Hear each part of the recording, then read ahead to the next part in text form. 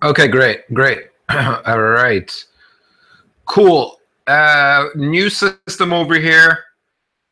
It out. Hold on one second. Let me just show you my screen. All right, show entire screen. Ah, showing the entire screen. Hold on one second. See if you guys can see me.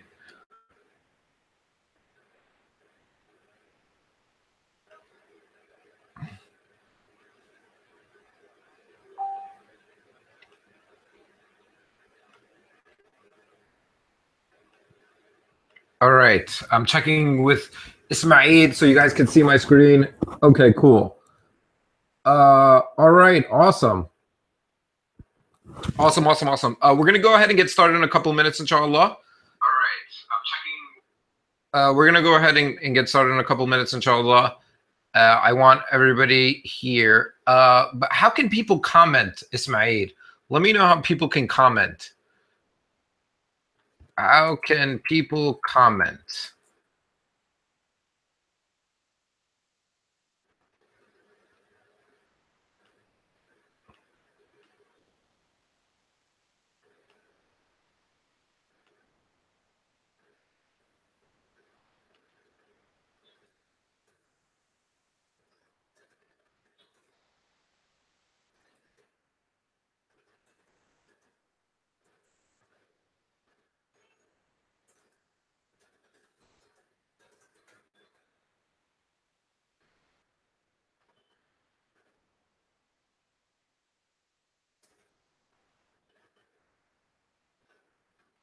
All right, guys. Alhamdulillah.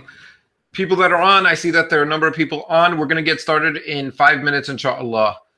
However, I do want to know how you guys can comment because I like keeping these things interactive. So if I can know how you can comment. Okay, we're not sure how you can comment. All right. Okay.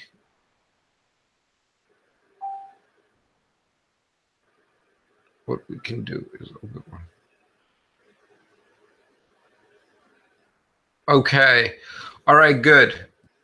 All right. We're going to get started in 5 minutes, inshallah.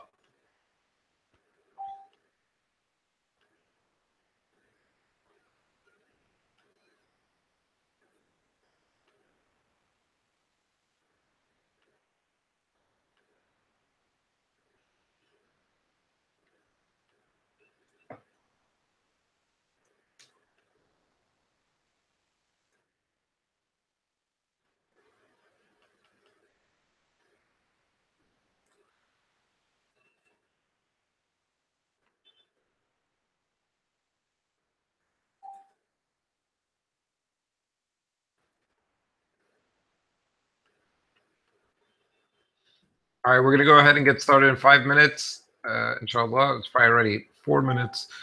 I'm happy for the people that are here.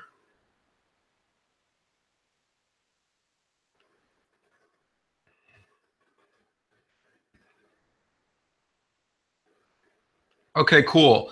If you want to ask questions, we're going to have a discussion on workplace. So if you could open up your workplace app and comment or ask questions, do let me know there. Or you could press the video and comment through YouTube. Cool. All right. So if you could open up your work. All right. Let me see. Let me see. Control live. Oh man, this is cool. This is a cool setup, Ismail.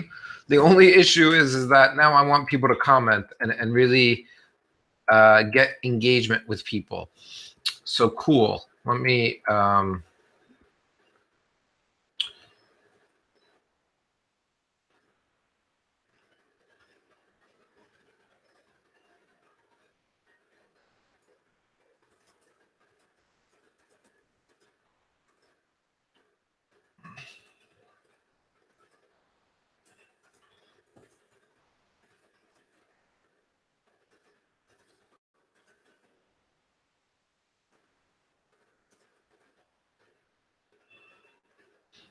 right, 2 more minutes. We're going to get started, inshallah.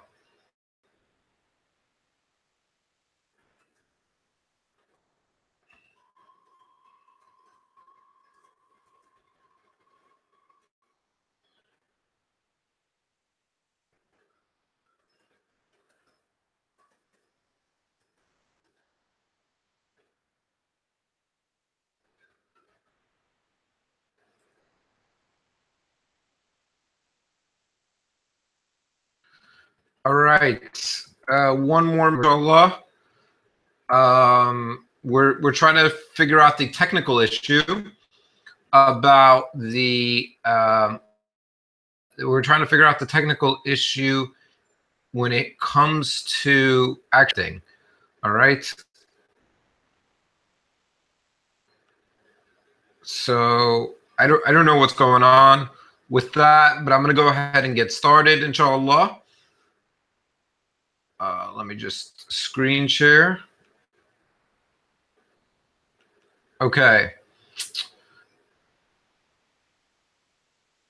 All right.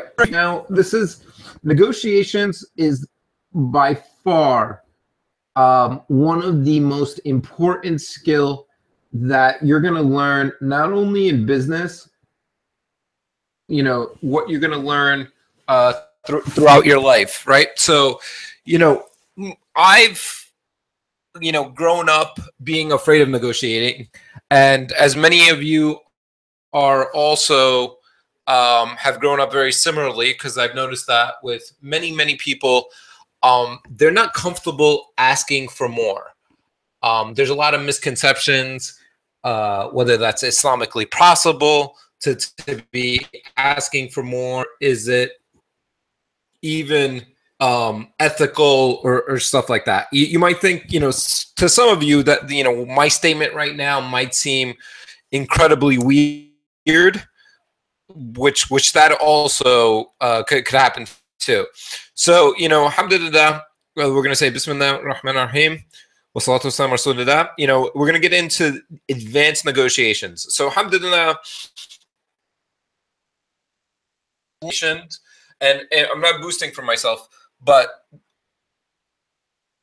when I learned it when I was at the Wharton School, and I spent 2 years learning negotiation, management, marketing, world's absolute top professors. In particular, I learned it from a professor by the name of Stuart Diamond, and from the year 2012 when I graduated Wharton until now, alhamdulillah, I've been able to negotiate everything. Everything I essentially try out, do, I negotiate. Okay, so you know, whether it be you know, with my friends, my family, my son, I'm constantly in a negotiation. And you might say, you know, that's kind of like a weird way to live, to be negotiating and stuff like that. But the issue is that when you don't have, if you go in and do a weird deal or a deal that's not in your interest, you actually end up building resentment with, okay? And you might get upset or whatever, and it usually hurts relationships more than relationships, okay? And you know, just in particular, you know, I also negotiate when I go to stores, hotels, you know, airlines, you name it, make the situation a negotiation. And many people, what they think is that is about getting. Think of negotiation, they're like, oh wait, you know, this is to get a decrease in price when you're buying something. But no, like, negotiation could also be that you're trying to get more money from a customer, situation where you are you know, checking into a hotel and want to get a free night, or you're checking in a hotel breakfast, or so forth. Okay, literally before this call, hours before this call, I called my bank up in the United States. I had some bank fees, and I called them up to get it removed. Okay. Uh, they felt that it was in their interest to have those fees on there, but I felt it was in my interest. And, using the principles that I'm going to talk about today, I was able to negotiate these bank fees. I about Ismail Bowers and I were in a perfume store, and I was purchasing cologne or misk for myself. It was really expensive misk, and everything else in the store was very expensive also. Everything was over 400 dirhams or 110 or $120 for perfume. And I negotiated not price of the merchandise, but I negotiated like 3 free small bottles of misk for my mom and other family members. Okay, so you able to essentially push the limit to what you would have gotten before the negotiation, or before you dealt with those people. This before, because like many of you're shy and timid to asking more. Unfortunately, we have this impression that negotiation is haram, and I'm going to tell you a story about that. But like, a situation where I don't like being rejected. I don't like where people feel like you are a beggar, or that you're trying to get something that is not yours, or you're being unjust to somebody. So a lot of times we don't negotiate because we feel these exact feelings. And I'm going to tell you a story, but of this is related to our mindset. Okay, in that we have a just thought and level that like negotiation and haggling and stuff like that is like a thing. Okay, and just a story about me. When I was in Hajj, I was about 10 years ago. 10 years ago, I was in Hajj, and I actually went to the Haram, and my father was trying to get a wheelchair, and the kids told him $150 or 500 wheelchair, and I immediately paid the 500 riyals, right, thinking that in Hajj I shouldn't negotiate. Like that was like my thought. And we were walking, my father and I, and people in the Hajj group were like, "Why did you where did you get that wheelchair?" And I was like, "I hear." And they were like, "How much did you pay?" And they were like, I was like, 500 riyals. And they were like, "Are you crazy?" And I was like, "No, I mean, that's the problem." They're like, "You're an idiot, right? You like, why would you not negotiate in Hajj? There's the ayah in the Quran, لا جناح عليكم أن تبتغوا فضلا من ربكم." Like within Hajj, the ayat of Hajj is there's no blame for you to do business dealings within the Hajj. We have false paradigms or false impressions about like whether these principles are right. A lot of misknowledge within the Islamic community that like we shouldn't negotiate, we shouldn't haggle and stuff like that. No, you should. And throughout this presentation, I'm going to go ahead and tell you why it's so important that we go ahead and constantly negotiate with people, fair deal for ourselves. We need to do justice for ourselves first before we can do any justice to other people, whether they be poor people in our hometowns, our cities, in distant places like Syria or Palestine or wherever. We should have the mindset that we should constantly be fair and just, okay, with our business dealings, but with business dealings with other people, to ourselves. Like, we need to be just to ourselves before we could be just to other people. So, just so you know, it's on negotiation ethics, because a lot of the stuff that you're going to learn today, um, will put you in the top 95% of people. Okay, so you're going to have the ability, once you realize that, the simple and little tactics here, you can really take advantage of people in these negotiation tactics. Okay, so I never want anybody here to use any of these negotiation tactics for anything impermissible or haram, alcohol, different other things that are unpermissible, right? And once you learn this skill, okay, you're not going to allow, like, have other people have a situation where they're not going to more than they can handle, right? Don't bankrupt the person when you're negotiating with them and they can't handle this negotiation and it's going to severely hurt them.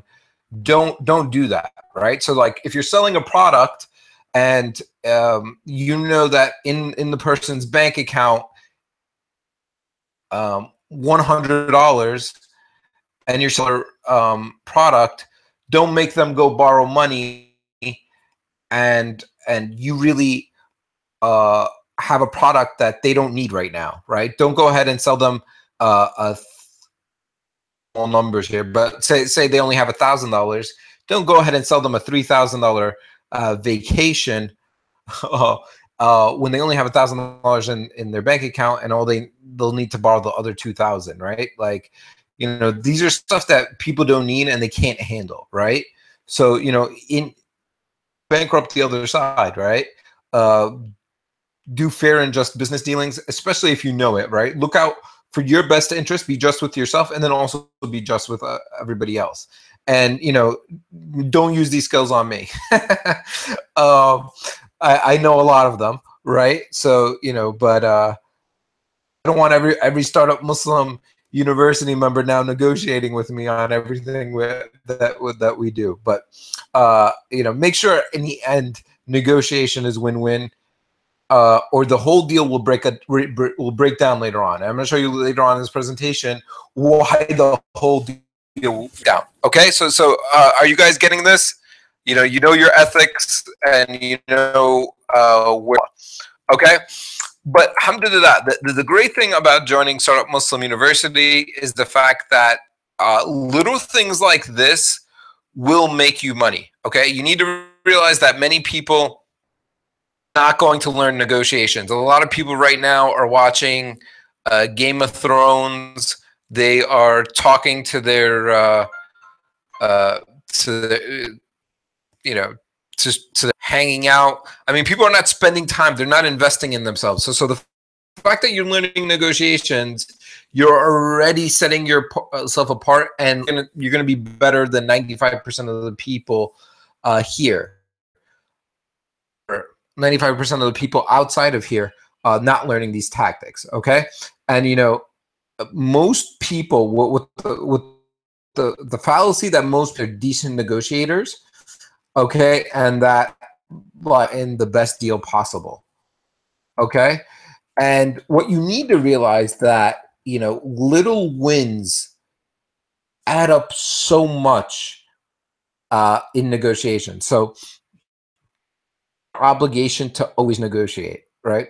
I last time when I was with Ismail Bowers in Malaysia, we negotiated free breakfast at the hotel. It wasn't part of the package that we purchased, right? And one person, okay, staying 7 nights at $20 a day, over 20 or over 7 days, that's $140. Imagine if it's you, your spouse, and your kids. That would be like $80 a day that's a difference of $560.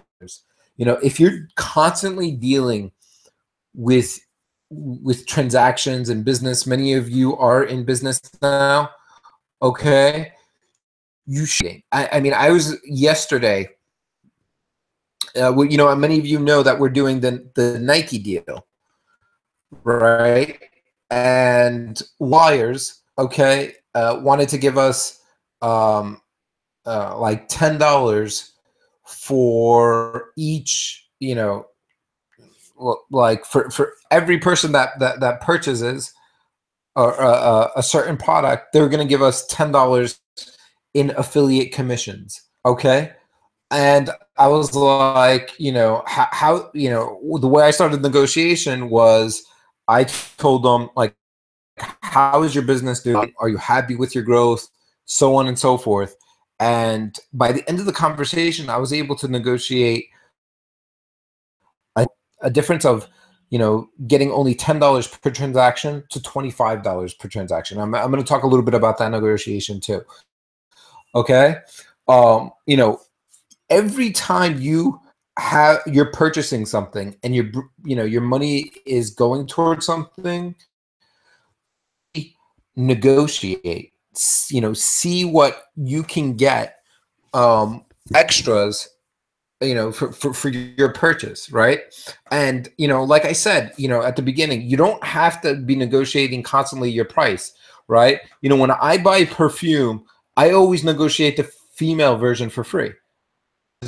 That's like one gift I will not have to pay for later on, right? And that's like constant savings in terms of myself, and I also are making other people happy because I'm giving gifts for other people, right? So the key principle number one for negotiating is you need to understand your principles. Okay, everyone understand this? Like understand your position. Okay, you have to understand your BATNA. What is a BATNA? This is like you take any negotiating class in any of these advanced business schools, and what you're going to learn is the fact that the BATNA is your best alternative to negotiated agreement. Okay, I like to use this example when I'm explaining the BATNA. You need to have a ending of what your position is if you don't get a negotiating deal done. All right, you understand this, right? So like someone who owns a fruit stand and they know at the end of the day, their fruit is they're zero. Okay, in that the fruit that they have will spoil after today, right? So throughout the day, the actual alternative, their position gets weaker and weaker in a negotiating point of view as the day goes and okay. So someone's best alternative to negotiated agreement before 5 p.m. is actually the price of the fruit. After 5 p.m., it actually goes to zero. Okay, now that is leverage for you. Okay, so you could be like at 5 p.m. it's not going to spoil exactly at 5 p.m. right? Leaving for the day and it's going to be stored all night. This person that owns the fruit stand will end up having to throw away the fruit before they leave. Okay, so before 5 p.m. or after 5 p.m. actually leave, you can 100% have a much higher ability to get the fruit 50% of the price or 25% of the price because you know that this person is leaving for the day. Okay, so for you as a fruit owner, okay, you're willing 100% to fruit after 5 p.m. because at 25% of the cost, because that 25% is a lot less, a lot more than zero. Okay, it's infinitely more than zero. Okay, so you're willing to really down on your price a lot more as time gets to closer to 5 p.m. because of the situation where your position is you will receive zero and no money for this fruit after you leave for the day. Okay, I hope that everyone understands this. You get this, that understanding your best alternative to negotiated agreement is fundamental in any negotiation situation.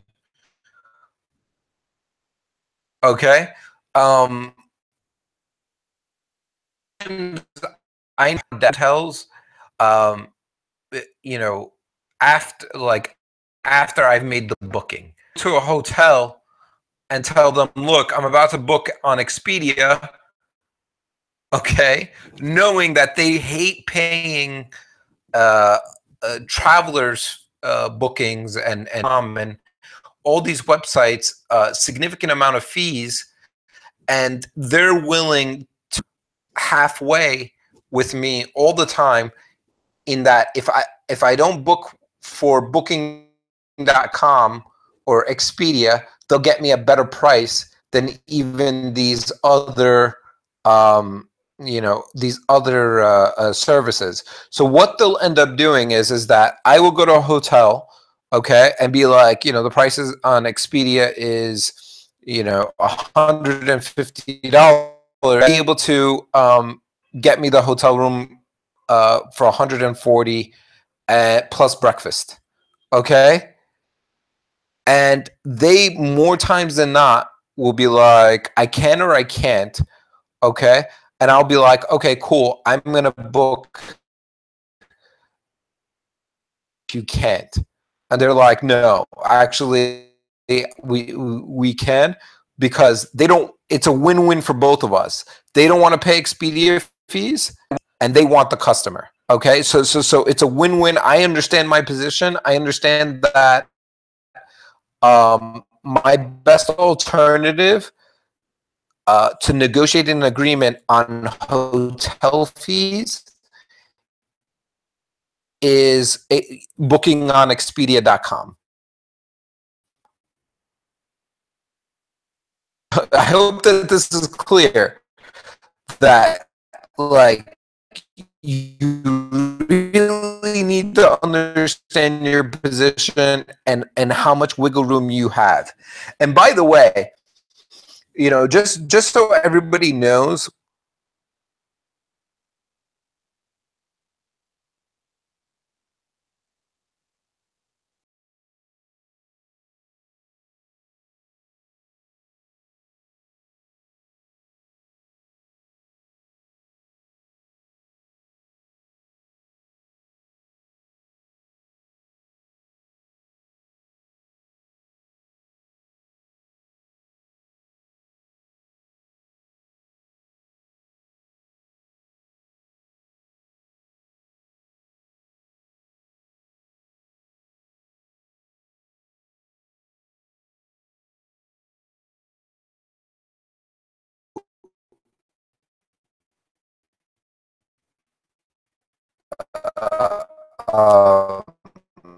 absolutely being from New York to Chicago with a layover in Washington, right?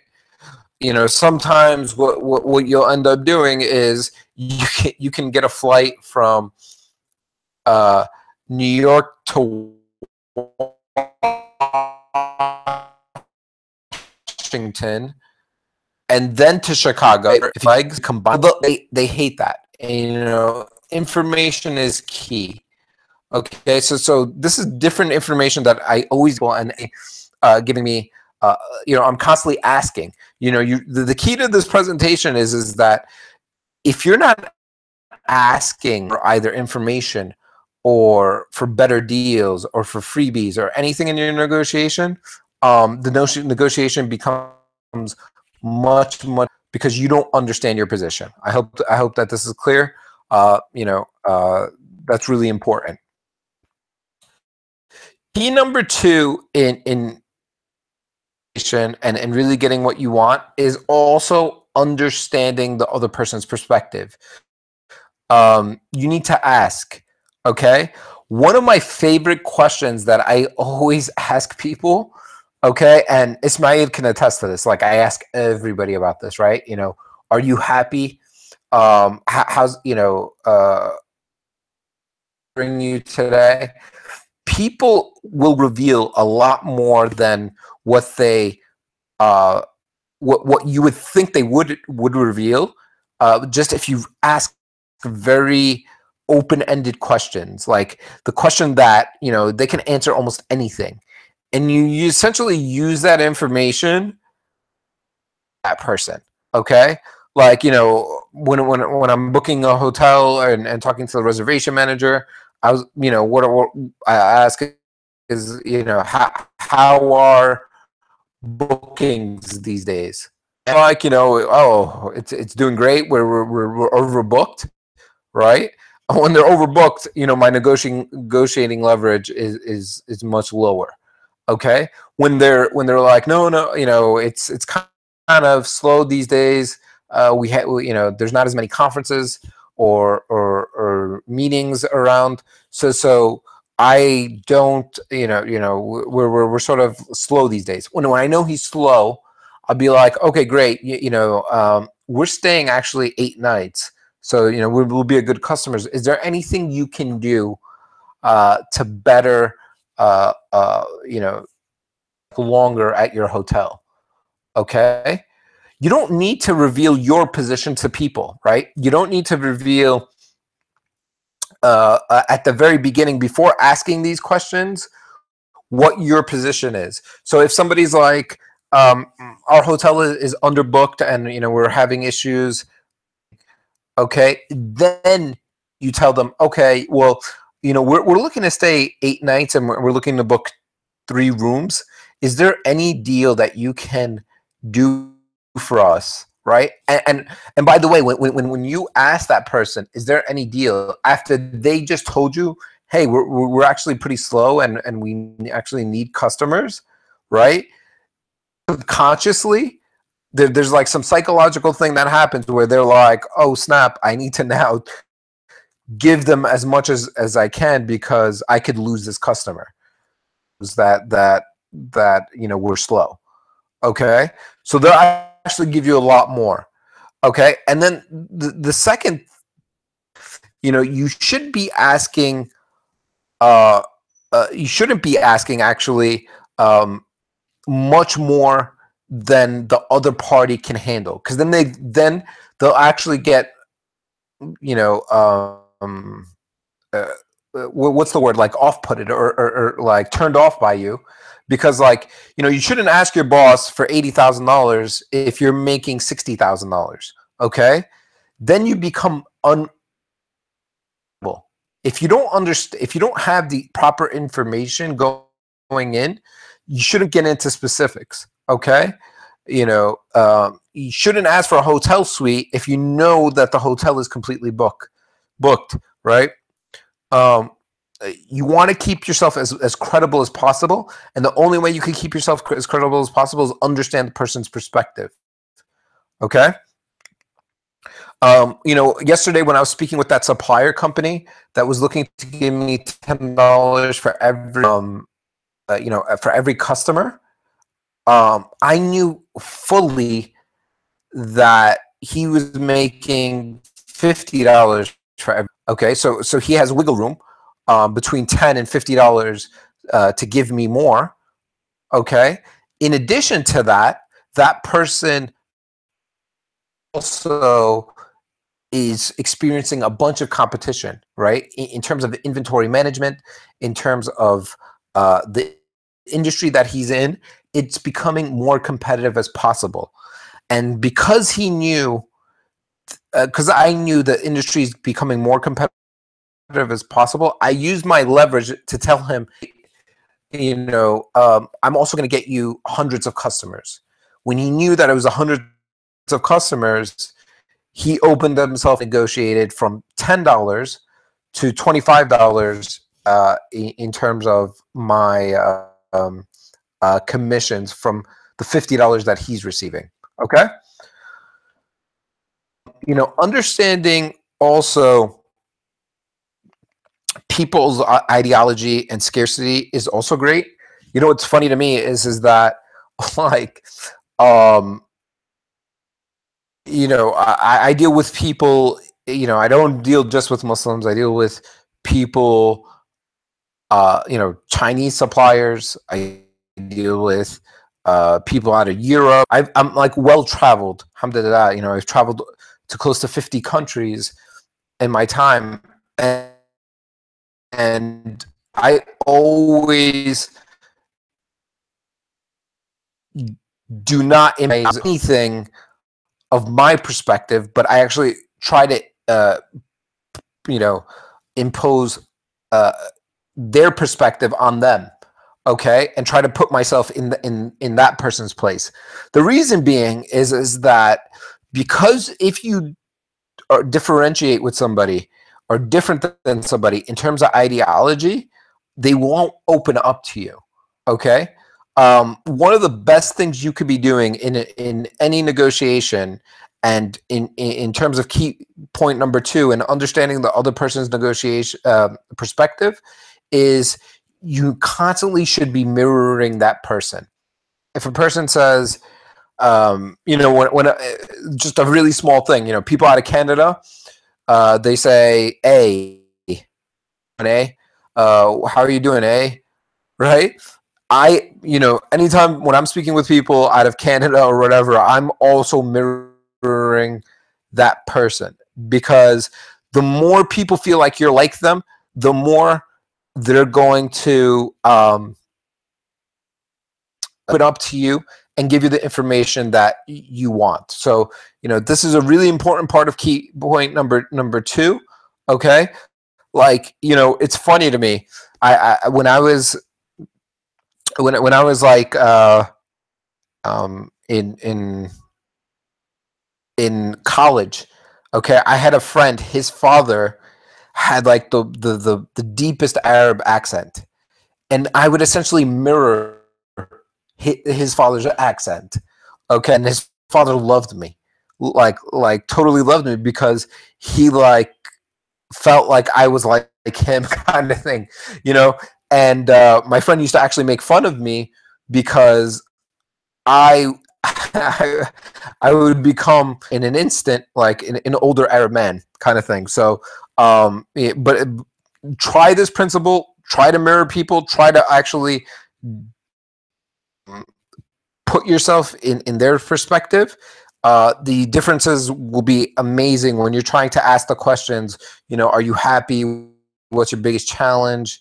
How's it like working here? And so forth. Okay. All right. So now we understand our perspective. We understand the other side's position. Okay. Point is you have to make the first offer. Okay. A lot of us, how many of you here making the first offer been like an issue? You've not been able to, you're a little bit shy and you feel like, the first offer is a little bit too aggressive. Okay. If you've done number 1 and number 2, you should be confident making the first offer and making it as low as you want, right? Even the person with the fruit stand who's about to throw away the fruit, right? You might want to offer him 10% of the value of the fruit, because you know that they're going to get 0% 5 minutes from now. Okay. So you might as 10%. I remember I went to a country in Central America, Nicaragua. I went to Nicaragua. There was a city called Managua, and in this city, the whole city is literally mangoes. Like the everywhere you go, everywhere you walk, you'll find mangoes just laying on the ground. I remember the price of a kilo of mangoes in Managua, in Nicaragua, was 20 cents US. 20 cents US for a kilo of mangoes. Anybody around the world knows that a kilo of mangoes could be anywhere from $3. In Dubai, it's $10 a kilo, right? Because Dubai is a desert. there's no way to grow mangoes in Dubai, so they have to import it in, and it's scarce. So it's gotten to the point where people know that they can pick up mangoes off the street or off the floor, right? They don't actually have to buy. Business people, it's been negotiated over years and years and years that is only 20 cents out of Managua, right? But a lot of times, the price is not set, right? And negotiations, whether it be for a business, okay, or you're negotiating a partnership, so you might be negotiating like, hey, this is a 40% stake in your business. I'm selling you my business for 40%, and I'm going to charge you, right? Know the price of the is $200,000 a fair price for 40% of a business? You don't know, right? But since you were the person who made the first offer, you've set the whole tone of the negotiation. Okay, what a lot of us don't realize is that car dealerships do this the whole time. Okay, this right here is a Chevrolet dealership in the United States. This Chevrolet dealership, right? Notice the cars that they're putting here. Okay, they're two Corvettes and they're two Camaros. The yellow and red ones are Camaros. The other two cars are Corvettes. These are the most expensive Chevrolets there are out there. Many people think that they're putting it out there for window dressing. No, it's really because Chevrolet sells cars for $25,000, right? Their average car is $25,000, but the cars that they put up in the front are $80,000 or more. The reason being is that they want you to think that, okay, there's $80,000 cars. $25,000 car doesn't seem like it seems like a great deal, right? You're not buying an $80,000 car. You're buying a $25,000 car, and you look at the differences, and you're like, okay, all I need a car is to get me from point A to point B. The $80,000 car and the $25,000 car do the same thing. Okay, so what they'll do is they'll anchor you in thinking that cars are usually $80,000 because all the cars that they have up front are $80,000, and when they show you the cars in the back, the $25,000 seems like a great deal. They anchor customers to thinking $25,000. So whenever you're doing a negotiation, you want to anchor people.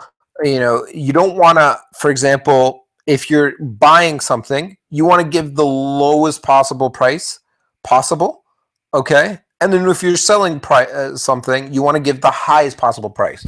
Knowing if you did key point number 2, the other person's position and perspective, anchor them some way, then you completely change the tone of the negotiation, okay?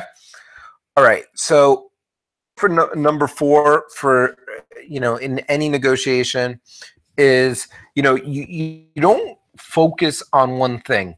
Okay, like I said earlier, many of us think that a negotiation is all about price, and we're constantly price. Okay, and that's not the case, right? So if you're buying a new car, okay, you could tell the dealer, and the dealer offers you a car for $25,000, right? You can negotiate the car for $23,000, but you don't negotiate the price, right? You tell the dealer, hey, I will $25,000, but you need to throw in leather seats and an MP3 player and a sunroof. Okay, and you added those things together, and it was an extra $3,000. Okay, but you ended up getting more, $25,000, because you're getting these extra features in the car. Okay, this is my favorite way to negotiate, because most people, all they care about is money, which is the price. And when you're in the negotiation, what you're doing is you only care about is the product, because me as a consumer consume things, and I want to have a product, right? So a lot of times in my negotiations, I don't on the price, okay, or I'll use the price as a diversion. So I'll tell somebody, like, the car's $25,000, like, I'll buy it from you $23,000, and they're gonna be like, no, that's the price is not. It'll be like, okay, the price is not negotiable, and you just rejected me in the price. Cool. Just give me the leather sheets and the sunroof. Okay. And these upgrades and these gifts and these little things that when people give them away, they don't value it the same as the price. Okay, so you could be getting a lot more stuff for a lot less from a lot less of what you paid for, because you use this tactic and you don't focus on price. And many of us are shy about talking about price, but you're not shy about talking about getting an extra freebie or getting an extra accessory. If you're in a department store, okay, I negotiate all the time with department stores. Okay, what you need to realize is that many of the people working at department stores like are getting customers every day. Okay, and these customers are getting deals that they know about, like those people know about. But so when you ask them, is this the best deal you can out there? Are there any coupons? Are there any any specials that you have here? Most of the time, those people do not lie. Okay, they're not going to lie to you and be like, we don't have any coupons here and stuff like that, right? Because full well, like 2 hours ago, someone just purchased. So they'll usually tell you maybe no once, but the second or third time they won't tell you no. So sometimes I ask, are there any specials? They'll be like, no. Okay, but are there any coupons that I should know about? And when you ask an open-ended questions, like, are there, there's a difference between are there any coupons, which is a yes/no question, or when you ask, are there any coupons I should know about, which is an open-ended question. And alhamdulillah, especially in the United States, like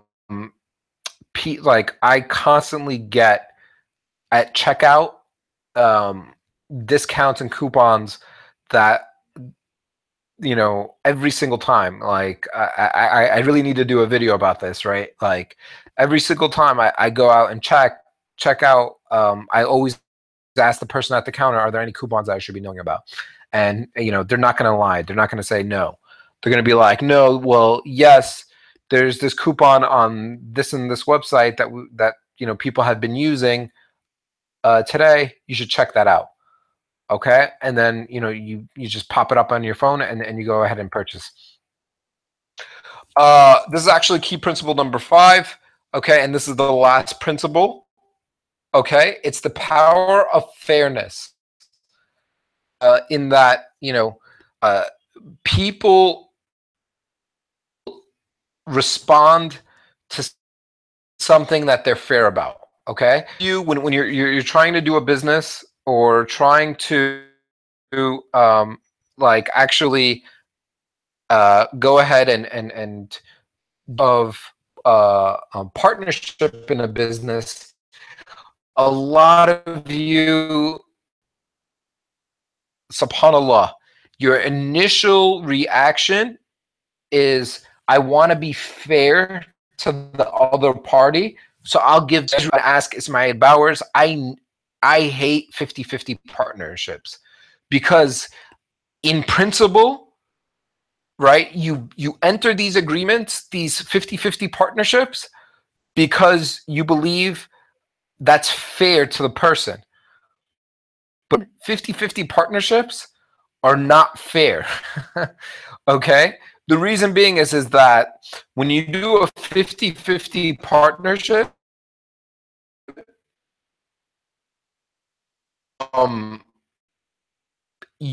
and do everything in a fair way.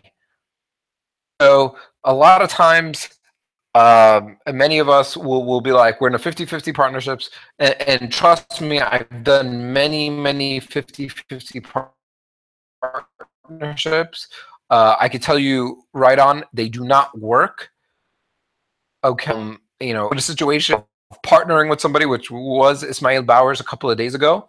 Okay, and using the principles of negotiation, I 100% could have negotiated with Ismail the partnership in our new venture, but I actually told Ismail I want a 40-60 partner taking the 40.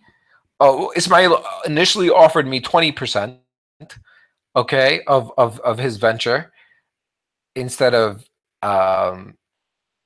50-50, because he knows that I hate 50-50. So he initially is like, hey, Omar, I will offer you 20% of the business, okay? Let me just get Paint right here, make Microsoft Paint, just to show you what we're dealing with. Just so you can see what I'm talking about. Well, Ismail offered me his offer was an 80-20. Ismail 80, Omar 20. For me, that 20%, right, was unacceptable to me. Okay, this was the negotiation between Ismail and I. 20% for the venture for me to be a prime. Okay.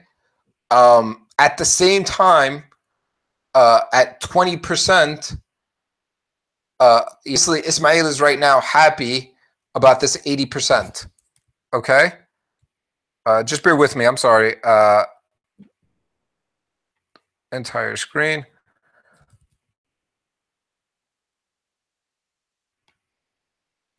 Yeah. Okay. I'm sorry. So Ismail was happy. I mean, he's obviously happy at 80%. I'm unhappy. Okay. With okay. So I offered. Obviously, it's Ismail's venture, so he's not going to give me, him be 40 and me 60, right? That's not possible. Okay, that's not possible. Not possible, because then he won't do it. Okay. What my BATNA was for Ismail, okay, is 50-50.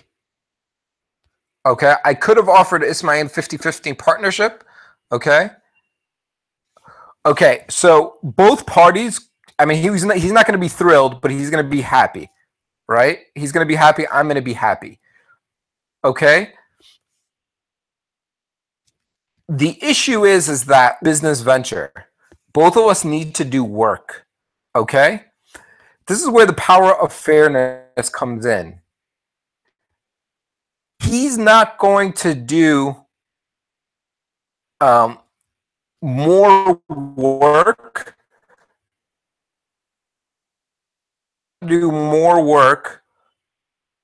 won't do more work than me. I'm the same way, right? I'm going to constantly be looking at Ismaid and telling him, hey, Ismaid, you should be doing the same amount of work as I am. And he's going to be looking towards me and be like, you need to be doing the same work. At the end of the day, this will cause, at the end, friction, complete and total friction, because we all believe in the power of fairness. Okay, a venture will do well if for example, I'm quiet and I do more work than him, or he's quiet and it does more. We want to be fair. It's like thing where we want, even though like we're working for ourselves and we're working to make money on our 50%, people will now go ahead and complete their ventures, and there's always these fights and there's always these issues because of this 50-50 thing. Okay, no, when you go ahead and give people 50, essentially everybody ends up fighting at the end. This is historically true. You could look up research. There's a book by a Harvard professor, Noah Feldman. It's called Founder's Dilemma, where 50-50 partnerships, historically, he did a research of thousands and thousands of startups, and 50-50 partnerships don't work. Okay? What I told Ismail, right? I could have easily offered the 50-50. Okay, offer, 50-50. Okay? And the venture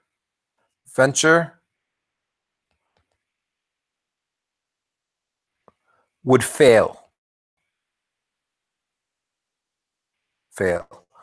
Okay? So I offered him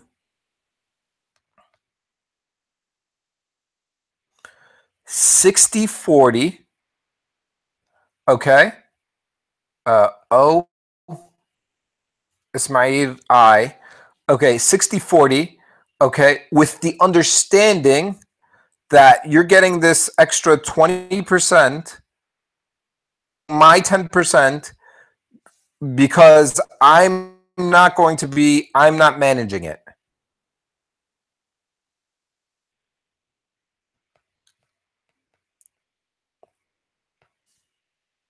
I'm not managing it. You see, like, everyone here wants to, like, be king. Okay? Everyone wants to be a king and be like, hey,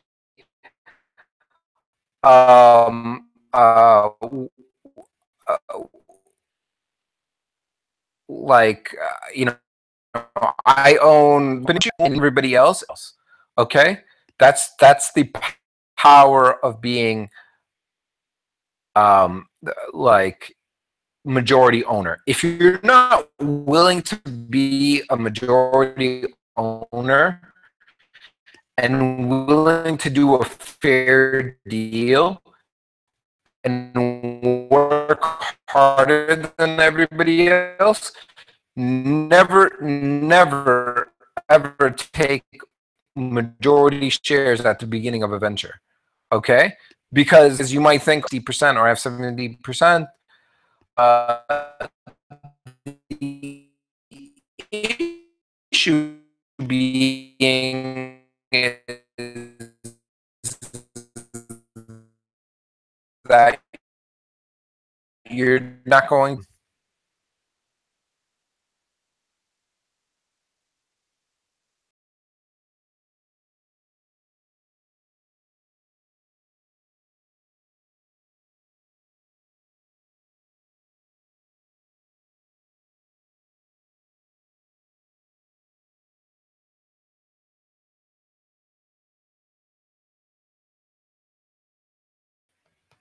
Okay, does that make sense? You'd rather have, you understand, you'd rather have 10% of a $1 billion company, which is $10 million, than 100% of $1 million company. Okay, so we need to be fair in our business dealings, and really have people be willing to take less sometimes for the long-term good. Okay, and realize that when you do ahead, and this goes back to negotiating ethics, when you go ahead and do deals that are not fair to others, and they're more headache than they are good. Okay, so you do want to follow your ethics. Okay, but especially when you're negotiating with hotels and department stores and stuff like that, they want to make the sale, so those deals go well. It really, the issues come in when the deals are very long term. You have to be as fair as possible, so there's no breach, inshallah. Okay. Key principle 6: expand the pie.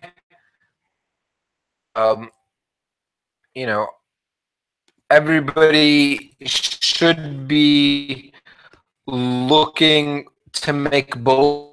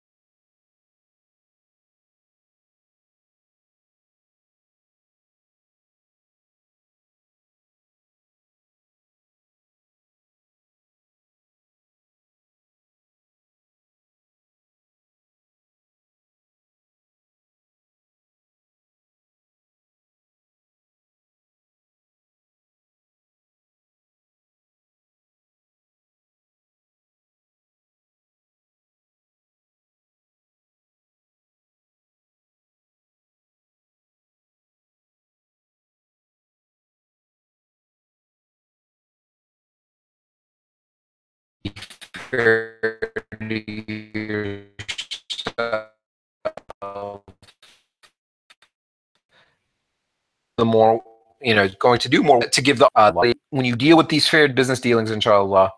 Also,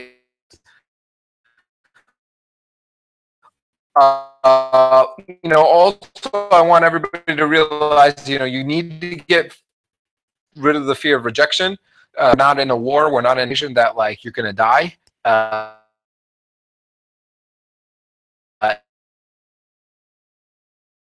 If your negotiation